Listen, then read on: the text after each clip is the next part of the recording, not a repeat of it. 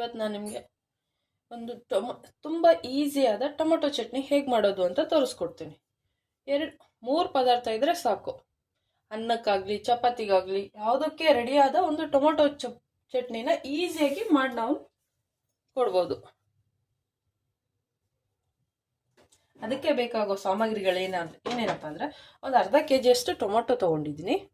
ಆಮೇಲಿಂದ ಒಂದು ಈರುಳ್ಳಿ, ಸ್ವಲ್ಪ ಹುಣಸೆಹಣ್ಣು, ಒಗ್ಗರಣೆಗೆ ಕರಿಬೇವು ಮತ್ತು ಒಂದು ಬೆಳ್ಳುಳ್ಳಿ ತೊಗೊಂಡಿದ್ದೀನಿ. ಅಂದರೆ ಬೆಳ್ಳುಳ್ಳಿನ ನಾವು ಪೀಸ್ ಕಟ್ ಮಾಡಿ ಒಗ್ಗರಣೆ ಮಾಡ್ತೀವಿ, ಅದಕ್ಕೋಸ್ಕರ ಅಷ್ಟೆ. ಈಗ ಹೇಗೆ ಮಾಡುವ ಅಂತ ನೋಡುವ. ಹಾಯ್ ಫ್ರೆಂಡ್ಸ್, ಈಗ ಸ್ಟವ್ನ ಆನ್ ಮಾಡ್ಕೊಳ್ಳೋಣ. ಟೊಮೆಟೊ ಆಗಲಿ ಈರುಳ್ಳಿ ಆಗಲಿ ಎಲ್ಲ ಪ್ಯಾನ್ ಒಳಗಡೆ ಹಾಕ್ಕೊಂಡು, ಹಾಗೆ ಹುಣಸೆಹಣ್ಣು ಹಾಕ್ಕೊಂಡು ಸ್ವಲ್ಪ ಎಣ್ಣೆಯಲ್ಲಿ ಹುರ್ಕೊಳ್ಳೋಣ. ಇದನ್ನು ಎಣ್ಣೆಯಲ್ಲಿ ಹುರ್ಕೊಂಡ್ರೆ ಏನಾಗುತ್ತೆ ಅಂದರೆ ಟೊಮೆಟೊ ಹಸಿ ವಾಸನೆ ಎಲ್ಲ ಹೋಗ್ಬಿಡುತ್ತೆ. ಸ್ವಲ್ಪ ಹೊತ್ತು ಇದನ್ನು ಬಾಡಿಸ್ಕೊಳ್ಳೋಣ ನೀಟಾಗಿ. ಇದಕ್ಕೆ ಸ್ವಲ್ಪ ಉಪ್ಪು,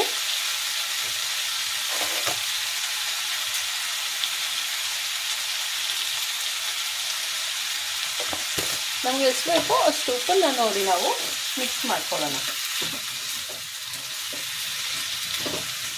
ಒಂದು 5 ಮಿನಿಟ್ಸ್ ಇದನ್ನು ನೀಟಾಗಿ ಫ್ರೈ ಮಾಡ್ಕೊಳ್ಳೋಣ.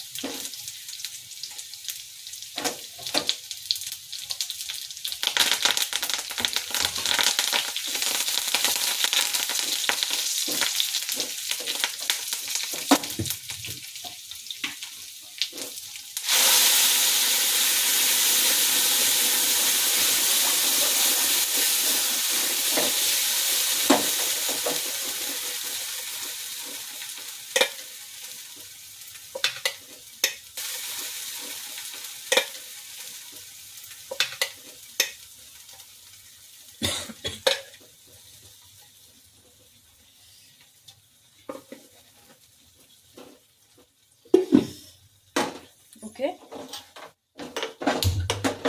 ಈಗ ಇದಕ್ಕೆ ಸ್ವಲ್ಪ ಅರಿಶಿನ. ಓಕೆ, ಈಗ ಇದಕ್ಕೆ ಸ್ವಲ್ಪ ಅರಿಶಿನ, ಅಚ್ಕಾರದ ಪುಡಿ, ಖಾರ ನೋಡ್ಕೊಂಡು ನಿಮ್ಗೆ ಎಷ್ಟು ಬೇಕೋ ಅಷ್ಟು ಹಾಕ್ಕೊಳ್ಳಿ.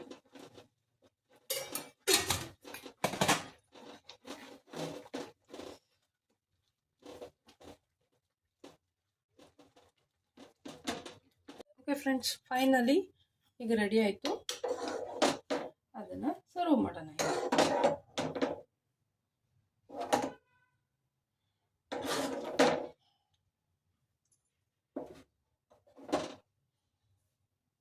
ಚಪಾತಿ ಜೊತೆ ಟೊಮೊಟೊ ಚಟ್ನಿ ರೆಡಿ.